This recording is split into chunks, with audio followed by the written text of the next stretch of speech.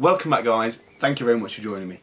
Today we're just doing a quick video on how to change a diverter cartridge on a Glowworm Sustain 25c. It's a very easy task to do, however please bear in mind that you shouldn't be attempting this if you don't have the relevant qualifications and experience to do so. So bear that in mind. This is a very easy task to do in itself. It may be because you've got no hot water, if it's failed, whatever the reason may be, it might be just all gunked up with dirt. But we're going to dive straight into the video and take a look at the process.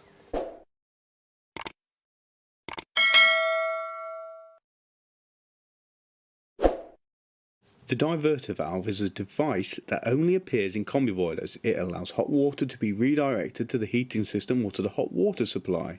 This feature is what makes a combi boiler so popular due to the diverter valve allowing the use of hot water and heating without the need of a cylinder.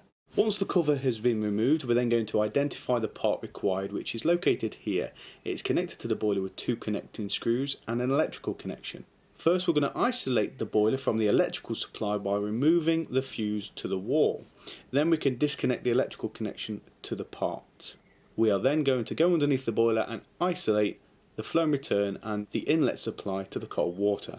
Under the boiler you can see the flow and return on the far left and right, and you're going to turn those horizontally, either with a flathead screwdriver or an adjustable spanner. After you have done this, it is then safe to open up the drain off underneath the boiler on the far right hand side, making sure that you've got a bucket in place prior to doing so.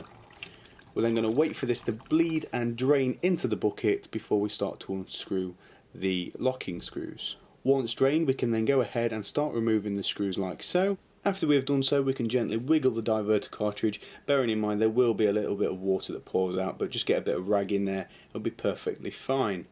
We can then dress the new fitting by putting the new washers in place using the lubricant provided, and taking care to note that there is a correct way to install this. There's a groove there. This needs to line up with the groove on the boiler shown here. We can then just pop it in and it will click into place and you will feel it click. After you've felt it click, you can then insert the screws back in place, and then it is safe to then turn off the drain off cock and turn back on the flow and return to the boiler.